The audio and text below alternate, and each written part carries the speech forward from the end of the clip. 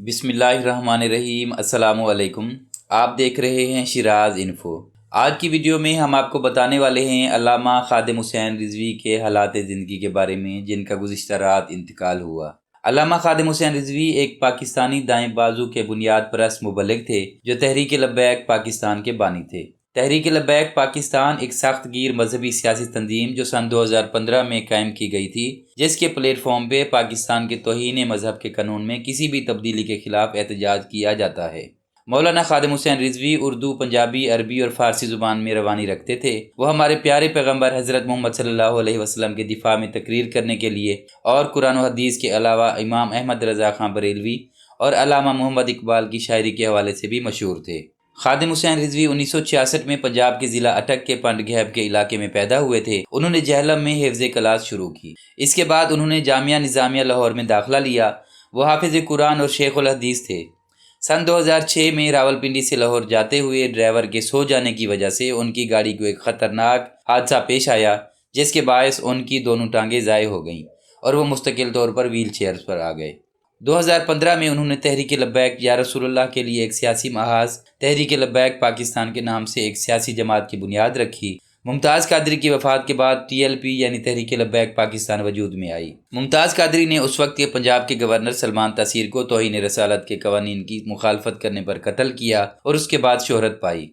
Governor کے قتل کے دوران علامہ خادم حسین رضوی پنجاب حکومت میں اوقاف کے عہدیدار کی حیثیت سے خدمات سر انجام دے رہے تھے۔ علامہ خادم حسین رضوی نے اس قتل کا جواز پیش کیا تھا کہ سلمان تاثیر نے توہین رسالت کے قانون کو کالا قانون قرار دیا تھا۔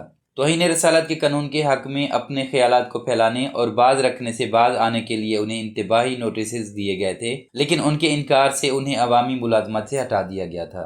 ان کی برطرفی کے بعد علامہ خادم حسین رضوی کو اپنے خیالات کی تبلیغ کرنے کا اور زیادہ موقع ملا۔ انہوں نے پاکستان پینل کوڈ کی دفعہ C 295 کی حمایت حاصل کرنے کے لیے ملک بھر کا سفر کیا۔ انہوں نے ممتاز قادری کی حمایت کے لیے بھی اظہار خیال کیا۔ ان کی مستقل وکالت نے انہیں مذہبی حلقوں میں توہین رسالت کے کارکن کے لقب سے نوازا۔ 6 نومبر 2017 کو علامہ خادم حسین رضوی نے لاہور سے اسلام آباد تک کا لانگ مارچ کا اہتمام کیا تاکہ اس وقت کے وزیر مذہبی امور زاہد حامد کے استعفے کے لیے دباؤ ڈالا جا سکے۔ علامہ خادم رضوی نے جلد ہی عوامی، دیگر مذہبی، سیاسی جماعتوں اور معاشرے کے دیگر طبقات کی حمایت حاصل کرنا شروع کر دی، جس سے ملک بھر میں مظاہروں کی مشروع میں اضافے کا راستہ پیدا ہوا۔ عام لوگوں نے وزیر قانون کے استعفے کا وہی مطالبہ سڑکوں پر لیا۔ اس کے بعد مکمل طور پر شٹ ڈاؤن شروع ہوا اور حکومت نے بالآخر تمام نیوز چینل کو زبردستی بند کرنے کا حکم دیا، جس کے بعد سوشل میڈیا نیٹ ورکس کو روکا گیا تاکہ صورتحال اور معلومات کے بہاؤ پر قابو پایا جا سکے۔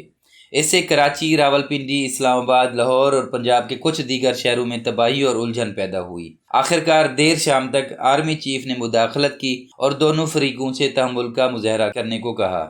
31 اکتوبر 2018 کو تمام نچلی عدالتوں کے ذریعے 8 سال کی نظر بندی اور سزا سنانے کے بعد ایک پاکستانی عیسائی خاتون آسیہ بی بی، جس پر توہین رسالت کا الزام لگایا گیا، کو سپریم کورٹ کے ایک تاریخی فیصلے میں بے قصور پایا گیا اور اسے آزاد کر دیا گیا، جس پر تحریک لبیک پاکستان کی قیادت طیش میں آ گئی اور فیصلہ کے خلاف سڑکوں پر عوام کو اکٹھا کیا۔ دارالحکومت اسلام آباد کے ریڈ زون، جہاں سپریم کورٹ واقع ہے، کو پولیس نے سیل کر دیا۔ عوامی تقریروں میں علامہ خادم حسین رضوی نے مطالبہ کیا کہ پاکستان کے تعزیری ضابطہ کے تحت توہین رسالت کی سزا آسیہ ملونہ کو دی جائے۔ ان کے حوالے سے کہا گیا کہ جب تک حکومت ہمارے مطالبہ کو قبول نہیں کرتی، اس وقت ہمارا دھرنا جاری رہے گا۔ بعد ازاں 23 نومبر 2018 کو TLP کے دیگر رہنماؤں کے ساتھ انہیں گرفتار کر لیا گیا اور اس کے بعد مئی 2019 میں رہائی ملی۔